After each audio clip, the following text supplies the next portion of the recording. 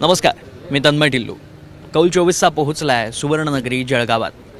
जळगाव लोकसभा मतदारसंघ हा लोकसभा मतदारसंघ अर्थातच सोन्यासाठी, इथल्या कडधान्यांसाठी, केळी, कापूस या पिकांसाठी अतिशय महत्त्वाचा आहे. व्यापारी केंद्र आहे. या मतदारसंघातले प्रश्न देखील तितकेच महत्त्वाचे आहेत. रेल्वे स्थानकाचा प्रश्न असेल, तिथे न थांबणाऱ्या गाड्यांचा प्रश्न असेल, इतरही बेरोजगारीचे प्रश्न आहेत. नेमकं जळगावात राजकीयदृष्ट्या नेमकं काय काय घडतं आहे? कारण गेली अनेक वर्ष इथं भाजपचा खासदार निवडून येतो आहे, भाजपचं वर्चस्व आहे. यंदा काय स्थिती आहे तेच जाणून घेण्यासाठी थेट मैदानात उतरलो आहे आणि सत्ताधाऱ्यांसोबत, विरोधकांसोबत, इतरही पक्षाचे जे नेते आहेत त्यांच्याकडनंच जाणून घ्यायचं आहे सध्या काय हवं आहे, जळगाव लोकसभा मतदारसंघात नेमकं काय घडतं आहे. सुरू करूयात सत्ताधाऱ्यांपासून, भाजपपासून. त्यांचं काय नेमकं योजना आहेत, काय विजन आहे या निवडणुकीचं, काय विजन आहे या निवडणुकीचं आणि कशा पद्धतीत उमेदवार एक होता तो बदलण्यात आला, तिकीट कापून दुसऱ्याला देण्यात आलं, स्मिता वाघ आता तुमच्या उमेदवार आहेत. सध्या चित्र काय? सध्याचं चित्र अतिशय चांगलं आहे. केंद्रदृष्ट्या, राज्यदृष्ट्या आणि जिल्ह्याच्या दृष्टिकोनातून आपण जर पाहत असाल तर विकासात्मक जे दोन्ही इन्फ्रास्ट्रक्चरपासून ते एज्युकेशनपासून तर पाण्यापर्यंत जलव्यवस्थापन, जो गेल्या 3 जून 1996 पासूनचा प्रलंबित पाडळसडेचा प्रश्न होता, तो आता 4,890 कोटी रुपयाची सुधारित सुप्रमा आलेली आहे. च्या माध्यमातून धुळे जिल्ह्यातले 2 आणि जळगाव जिल्ह्यातले 4 तालुके सुजलाम सुफलाम खऱ्या अर्थाने शेतकरी बांधव होणार आहेत. आणि ते पूर्णत्वाकडे नेण्याचं आणि मोदीजींचं विश्वगुरू भारत करण्याचं स्वप्न साकार करण्याकरता आम्ही सगळेजण प्रयत्नशील आहोत. भाजपाला 30 वर्षापासून या मतदारसंघामध्ये जनता निवडून देते. 30 वर्षात त्यांनी एक असं काम दाखवावं की त्यांनी हे जनतेसाठी केलेलं आहे. आजच्या रोडांची परिस्थिती नाही आहे. हे आज पाडळच्या धरणावरती सांगतायत. आज पाडळच्या धरणावरती फक्त प्रमा आहे. म्हणजे कसं झालं माहिती का, बजेट 1 कोटीचा आणि प्रमा द्यायच्या 10 कोटीच्या, अशा प्रकारचा आजचा हा खोटवेगिरी आहे. कापसाला भाव नाही, शेतकऱ्याला हमी भाव मिळाला पाहिजे होता, ह्या घोषणा त्यांच्या होत्या. आता 10 वर्ष झालेत की आम्ही शेतकऱ्याला हमी भाव देऊ, दुप्पट भाव देऊ. बेरोजगार हा मोठ्या प्रमाणावरती आहे. आज तुम्ही पाहत असाल बेरोजगारीसाठी तरुण हा इकडे तिकडे भटकतो आहे. आत्महत्या मोठ्या प्रमाणावर वाढत आहेत. जळगाव शहराच्या बाबतीत म्हटलं तर ह्या मतदारसंघांमध्ये 30 वर्षापासून भाजपाने खासदार दिलेला आहे. जळगाव शहरातल्या हायवेवरती 5 दिवसाआड 6 दिवसाआड एक मृत्यू अटळ आहे. आज तुम्ही रोडचा रोड रस्ते बनवलेले नाही. आज जो हायवे तयार केलेला आहे त्याच्यावरती सर्व इन्फ्रास्ट्रक्चर हे म्हटलं जातं, परंतु त्याच्यावरती सर्व टोल नाके लावले आहेत. टोल एवढ्या मोठ्या प्रमाणावरती सर्वसाधारण व्यक्तीला टोल भरू शकत नाही इतक्या मोठ्या. आणि पूल कमी आहेत. आज गिरणावरती पूल नाही, त्या रेल्वेवरती पूल नाही आणि तिथं टोल चालू. तुम्ही हा मागचा भुसावळ रोडवरचा टोल पाहिला असेल, तिथं त्या रेल्वेवरती पूल कंप्लीट नाही, त्याच्यावर चालू आहे. अशा प्रकारे यांची फसवेगिरी आहे. पूर्णपणे शेतकऱ्याच्या तोंडाला पूर्णपणे पाणी यांनी फासलेलं आहे आणि यांची फक्त खोटी घोषणा आहे. सत्तेत राहण्यासाठी यांची ही घोषणा आहे. ठीक आहे, मुद्दा लक्षात आला मला. 30 वर्ष आत्ता जसं यांनी म्हटलं, शिवसेनानी तुमच्या सोबत आहेत, महाविकास आघाडीतले घटक पक्ष आहेत. 30 वर्ष जर भाजपचा खासदार येत असेल तरी विकास झालेला नाही अशी स्थिती आहे. निश्चितच या तरी सुद्धा 30 वर्ष कशी काय भाजपची सत्ता इथे येते, भाजपचं वर्चस्व कसं काय राहतं, काय कारण आहे? कारण घोषणा खूप आहेत आणि घोषणांमुळे जनते त्याच्याकडे आकर्षित होते. परंतु आज प्रत्यक्षात जर बघितलं तर चित्र वेगळं आहे आणि म्हणून जनतेला आज ती फसवेगिरी जाणून आलेली आहे आणि त्याच्यातनं आज कुठेतरी जनता जागी झालेली आहे. त्यांना वाटतं की आपण स्वप्नातनं बाहेर पडतोय, प्रत्यक्षात आपल्याला सगळं खराब दिसतं आहे. ज्या आदिवासींच्या संदर्भात आपण बघतोय की त्या आदिवासींना अजूनही फक्त ते आजही त्यांच्या मूलभूत गरजांच्या संदर्भात ते लढत आहेत. रोजगारांसाठी आदिवासी हा विस्थापित होत असेल तर या तालुक्याचा खरा विकास कुठे आहे असा आमचा प्रश्न आहे. रावेर लोकसभेचे खासदार 15-20 वर्षापासून आहे. 2 साखर कारखाने विकले गेले, काँग्रेसने आणलेले. तर बीजेपीवाल्यांनी याचं उत्तर द्यावं. 2 कारखाने नक्की उत्तर घेऊ आपण. काँग्रेसची काय भूमिका आहे सगळ्यात? कारण अजूनही उमेदवार निश्चित नाही. वंचितशी तुमची बोलणी सुरू आहेत असं सांगितलं जातं, मात्र वंचितनी तिकडे 3री आघाडी करून मोकळे झालेत. काय परिस्थिती आहे? काँग्रेसचा आघाडी उमेदवार ह्या आमच्यासाठी दुय्यम गोष्टी आहेत. आमच्यासाठी सर्वात महत्त्वाची गोष्ट आहे जनतेसाठी, शेतकऱ्यांसाठी ही जी निवडणूक आहे, ही निवडणूक एखाद्या पक्षाची किंवा नेत्याची निवडणूक नसून जनतेची निवडणूक आहे. सर्वात महत्त्वाची गोष्ट, मी काँग्रेसचा कार्यकर्ता म्हणून शेतकऱ्यांपर्यंत पोहोचवणार आहे की या शेतकऱ्यांचा कापूस 2 वर्ष घरात पडून राहिलेला आहे. ॲक्च्युअली भाजपचं जरी कंटिन्युअस सरकार असलं केंद्रामध्ये आणि 7.5 वर्षे राज्यामध्ये, तरी यांनी शेतकऱ्यांसाठी काही चांगलं काम केलेलं नाही. शेतकरी आज वाईट अवस्थेमध्ये, विपन्न अवस्थेमध्ये, त्याचप्रमाणे तरुणांसाठी नोकऱ्या देणार होते 2 कोटी पैकी कोणतीही नोकरी आली नाही. उलट सरकारी संस्थांनी खाजगी करून नोकऱ्या खाल्लेल्या आहेत. त्याचप्रमाणे मी असं म्हणतो, नरेंद्र मोदी आणि शहासाहेब, भाजप हा खूप चांगल्या लोकांचा पक्ष होता, अटल बिहारींचा, पण आज भाजपने म्हणजे मोदी आणि शाह यांनी हुकुमशाहीकडे जात आहेत. त्याचं कारण ऐन निवडणुकीच्या काळामध्ये विरोधी पक्षाच्या नेत्यांना जेलमध्ये टाकणं. मोदी आणि शाह हे हिटलर आणि मुसोलिनीची कृती करीत आहेत असं माझं स्पष्ट मत आहे. त्याचं कारण असं आहे की ईडीची नोटीस द्यावी, त्याला आपल्या पक्षात घ्यावं, मग त्याला माफ करून द्यावं. हा कसला प्रकारचा? माझ्या जळगाव जिल्ह्यामध्ये असे अनेक नेते ईडीच्या नोटीसीला घाबरून भाजपात गेलेले आहेत. ही हुकुमशाहीची वाटचाल आहे. आणि त्याचप्रमाणे असं आहे की प्रशासनाचा आमचा अभ्यास असा आहे की भाजप सत्तेवर आल्यानंतर भ्रष्टाचार बोकाळलेला आहे. तहसीलदार, BDO, कलेक्टर, SP, RTO वसुली चाललेली आहे शेतकऱ्यांकडनं, नागरिकांकडनं, आणि यांच्याकडनं आमचे मंत्री वसुली करतात. ही जबाबदारी गुलाबराव पाटील, गिरीश महाजन, सुरेश भोळे, रक्षा खडसे आणि उन्मेष पाटील यांची पण आहे. याचं कारण ही माणसं अधिकाऱ्यांकडनं हप्ते घेतात आणि अमित शहाचा मंडप बांधतात. जेवढा मंडप औरंगजेबाचा कधी औरंगाबादला बांधला होता. ठीक आहे, मुद्दा लक्षात आला. इथे आपल्यासोबत काही तरुण देखील आहेत. मी येतो तुमच्याकडे. काय नेमकं चित्र आहे? तुम्ही सातत्यानं बघताय, आता तुम्हाला वोटिंग पण राईट्स आहेत. सध्या जळगावातली परिस्थिती काय वाटते? आज महिलांच्या बाबतीत जर का बोलायला म्हटलं, मी एक वसतिगृहामधली विद्यार्थिनी आहे. माझ्या वसतिगृहामध्ये मी एक उदाहरण बघितलं की सरकारी ज्या ऑफिसर्स आहेत किंवा वर्किंग वुमन्स आहे त्या आमच्या वसतिगृहामध्ये राहायला येतात. तर सरकारने त्यांच्यासाठी सरकारी वसतिगृह निर्माण करावे ही सरकारची जबाबदारी म्हणूया. आणि मुलींच्या वाहतुकीसाठी त्यांनी सिटी बसेसचे नियोजन करावे किंवा स्थानिक बसेसचे नियोजन करावे. अशीच महिलांसाठी योजना त्यांनी निर्माण कराव्या, हीच आमची. आता तुम्ही बघितलं असेल, प्रोग्राम चालू व्हायच्या आधी सर्व राजकारणी हसून एकदम शांतपणे बोलत होते त्यांच्या हिशोबाने. परंतु आता जर तुम्ही जळगावचा बघितलं विषय, आता मी शिरसोलीचा आहे. शिरसोलीला 20 दिवसानंतर पाणी येतं आहे. आपल्या जळगाव जिल्ह्यात पाण्याचे मंत्री असून सुद्धा 3 मंत्री आपल्या जळगाव जिल्ह्यात असून सुद्धा शिरसोलीसारख्या गावामध्ये जर असा प्रॉब्लेम होत असेल, जळगावची विविध रस्त्याची परिस्थिती बघा, पूर्ण रस्ते खराब होऊन गेलेत. राजकारणी कुठलाही असो, पण सर्व राजकारणी त्यांच्या हिशोबाने आणि स्वतःच्या सोयीनुसार कार्य करतात. इथं सामान्य नागरिक किती तर पडला तो यांना माहिती नाही. बरेचसे विद्यार्थी आत्महत्या करतात, त्याच्याकडे कोणाचं लक्ष नाही आहे. शेतकऱ्यांचे हाल होत आहे, त्याच्याकडे कोणाचं लक्ष नाही आहे. आता कुठला पक्ष आहे ज्याने महाराष्ट्राच्या आता सत्ता, ज्याची चालू सत्ता आहे त्याच्यामध्ये त्यांनी त्यांचा स्वतःचा हे दिला नाही. सर्वच पक्ष हे सत्तेत बसले आणि सर्वच पक्ष हे विरोधात बसलेत. म्हणजे याचा अर्थ असा होतो की सर्वच राजकारणी हे एका माड्याचे मणी आहेत. याच्यात फक्त जो खेचला जातोय तो म्हणजे सामान्य नागरिक, शेतकरी आणि विद्यार्थी वगैरे.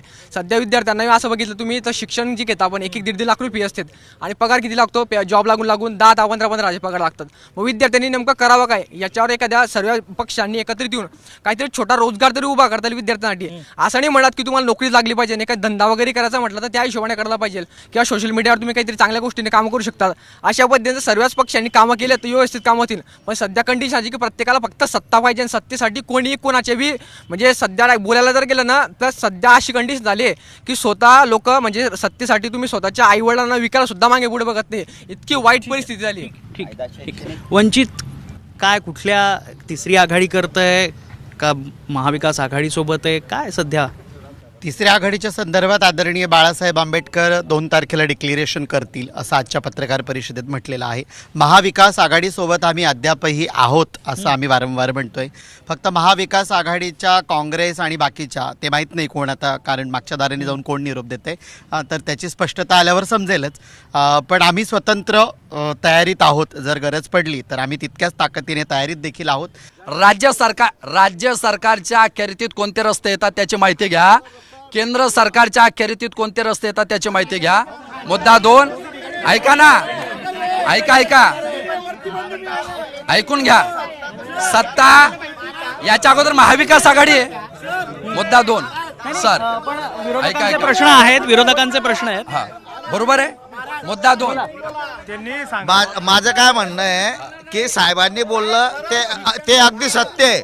परंतु जळगाव लोकसभेचे खासदार भाजपचे, आमदार भाजपचे आहे जळगाव लोकसभेचे. मग ते असं आम्हाला जर पाचोऱ्याला जायचं असेल तर मी इकडनं जाणार काय एरोंडोल मार्गे एरोंडोल बाळगाव एक मिनिट, अतिशय चांगला प्रश्न त्यांनी सांगितला आहे. ऐकून घ्या एक मिनिट ऐका. तुम्ही ऐकत असाल तर बोलतो. तुमच्या माहिती करता पाचोऱ्याहून अतिशय चांगला प्रश्न तुम्ही विचारला.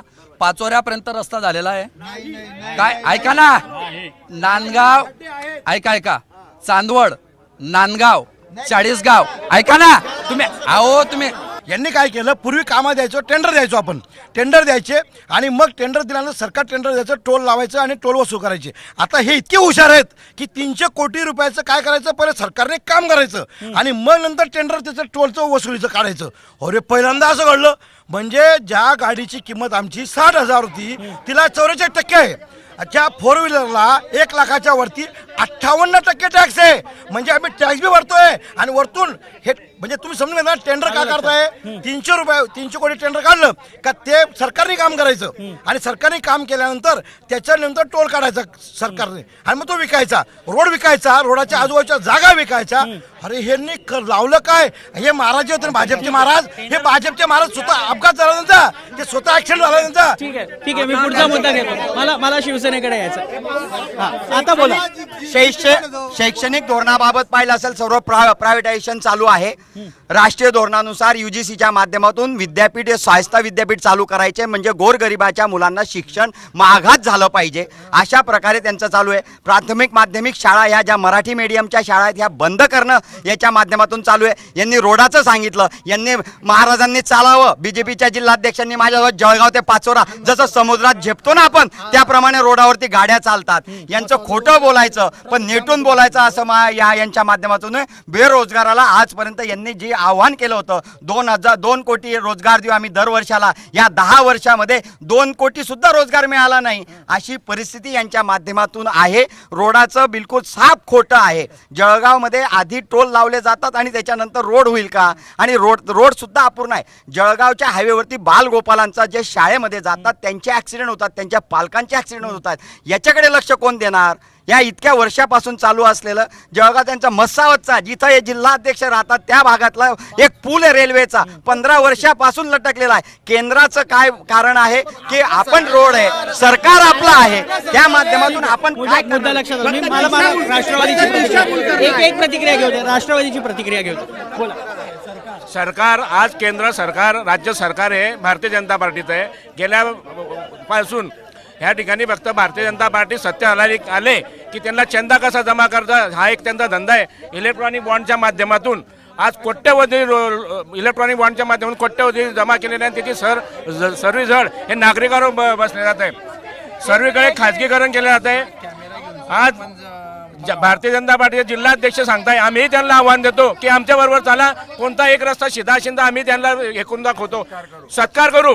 जर ते म्हणत असेल तर सर्व रस्त्यामध्ये खड्डे पडल्यानंतर आमचा जळगाव नशराबाद उड्डाणपूलपर्यंत आहे, ह्या रस्त्याचं टेंडर निघालं पण अजूनपर्यंत निश्चित मंजुरी मिळाली उड्डाणपुलाची, पण अजून त्याच्यावर कुठल्या प्रकारची कारवाई होत नाही, कुठल्या प्रकारचा निधीने फक्त आश्वासन दिले गेलेले आहे. हे जर म्हणत असेल की आम्ही विकास केला तर हा विकास शून्य आहे. MIDC मध्ये आतापर्यंत ठीक आहे. पुढचा मुद्दा घ्यायला येतो मी परत. स्लीपरवाला माणूस विमान वापरेल, ते स्लीपरला घासून गेले पण विमान सुरू झालेलं नाही, हा विकास नाहीये. रस्ते फक्त बनवणे एवढा विकास नाहीये. सर्वांगीण विकास गरजेचा असतो. चौफेर विकास झाला पाहिजे, जनतेचा विकास झाला पाहिजे. शाळा, कॉलेज, दूध डेअरी, शेतकरी, सगळ्या विषयांवर काम करणारे लोक पाहिजेत. असे कोणतेही खासदार गेल्या 10-15 वर्षात झालेले नाही. म्हणून सन्माननीय राजसाहेब ठाकरेंसारखे नेते जर का या महाराष्ट्रामध्ये आले तरच मोठा विकास होऊ शकेल. आणि आम्ही त्या आयाराम गयारामचा सगळ्यांचा विरोध करतो. महाराष्ट्र नवनिर्माण सेना खंबीरपणे एकनिष्ठ एक खांबी अशी उभी आहे. म्हणून सन्माननीय राजसाहेबांना यावेळेस संधी द्यावी अशी आम्ही विनंती करतो. पण आता आदेश आला समजा वरनं की महायुती सोबतच जायचंय,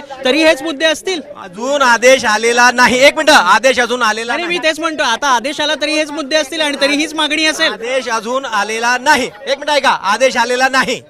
आम्ही जे बोलतोय आदेश आलेला नाही म्हणून आम्ही बोलतोय. आम्हाला माहितीये काय होणार आहे. माझा प्रश्न असा आहे की जळगाव नागरी ही उत्कृष्ट पतपेढी आहे जिल्ह्यामध्ये, नव्या आशिया खंडामध्ये. पण मी भारत सरकारला लिहिलं, महाराष्ट्राला लिहिलं, सर्वांनी पत्र दिले. मला तर PMOचं पत्र असं आहे की डी पाटील यांचं म्हणणं रास्त आणि स्वयंस्पष्ट आहे. RBIने कार्यवाही करावी. काय कार्यवाही झाली? जेव्हा ऐकून घ्या, जे 1 लाख रुपये हक्काचे विम्याचे असतात ते सुद्धा माझ्या एकट्या सावतेला मिळाले नाही, तेही अधिकाऱ्याने परत पाठवले. मी क्रेडिटर कमिटी मिळावी म्हणून अथर्व शीर्ष आंदोलन केलं, ज्याला नया पैशाची गरज नाही. तुम्ही व्यावसायिक आणतात, तुम्ही त्या संस्थांवर प्रशासक बसवतात, ते फुकटाचे मानधन घेतात. 1 रुपयाचं काम न करता मानधन घेत असतील तर काम नाही दाम नाही, हा पैसा त्यांच्याकडूनही वसूल झाला पाहिजे. साहेब, कापूस या प्रश्नासाठी आम्ही गेल्या 1.5 वर्षापासून अहोरात्र आंदोलन केलेत. आम्ही 8 दिवस आझाद मैदानाला मुंबईला होतो. आम्हाला साधे मुख्यमंत्री, उपमुख्यमंत्री या कृषी मंत्र्यांनी भेटायला वेळ दिले नाही. आम्ही हायकोर्टात PIL दाखल केली, 3 वेळा हिअरिंग लागली. पण आपल्या देशामध्ये राजकारणासोबत न्यायालयांचाही प्राधान्यक्रम आज चुकलेला आहे आणि त्यामुळे जे गरजेचं नाही ते पुढे येतं आणि जे गरजेचं ते मागं राहतं आहे. तर या माध्यमातून आमची फाईलसुद्धा न्यायाधीश महोदयांनी हातात घेतली नाही. परिणामी आम्ही अक्षरशः जळगावमध्ये मुख्यमंत्री आले, आम्ही आंदोलन केली, पाचोऱ्यात मुख्यमंत्री आले, आम्हाला जेलमध्ये ठेवलं गेलं दिवसभर. परंतु आम्हाला चर्चेला बोलवलं नाही. आणि सरकारला कुठे काय सहानुभूती वाटली की इलेक्शन डिक्लेअर व्हायच्या 2 तास आधी 4,000 कोटी कापूस आणि सोयाबीनला दिशाहीनपणे डिक्लेअर केले गेले आहेत. तर आता अजून हे आम्हाला माहीत नाही ते पैसे कसे वाटणार आहेत, हे लोकांना ते एकरी अनुदान देणार आहेत किती कसं माहीत नाही, त्याच्यानंतर समजा भावांतर फरक देणार आहेत किती कसं माहीत नाही. तर आम्हाला हेच म्हणायचं आहे की ज्यावेळेस यांचं नाक बंद होतं तेव्हा हे कुठेतरी अनुदान जाहीर करतात. काही शेतकऱ्यांवर उपकार करतायत का? साहेब, शेतकरी मुक्त देश व्हायची वाट पाहत आहेत आणि आता शेतकरी मेला ना, यांना कणकण सुद्धा कुठे भेटणार नाही आहे. एवढंच आमचा तळ त्यांना बघायचं. आता उत्तरं घेऊया थोडीशी. ठीक आहे, बोला. हा जाहीरनामा 2018चा आहे. भाजप यांनी प्रसिद्ध केलेला होता 1 ऑगस्ट 2018ला. याच्यामध्ये बघावं, यांनी जे जाहीरनामा डिक्लेअर केला होता की आम्ही हे पुढच्या पंचवार्षिकमध्ये पूर्ण करू, पण याच्यातले बहुतांशी जे उपक्रम आहे ते आजपर्यंत झालेले नाही. आणि या जाहीरनाम्यावर बहुतेक नगरसेवक निवडून आलेले आणि या उपक्रमांमध्ये हजारो कोटीचा अपहार आणि भ्रष्टाचार झालेला आहे.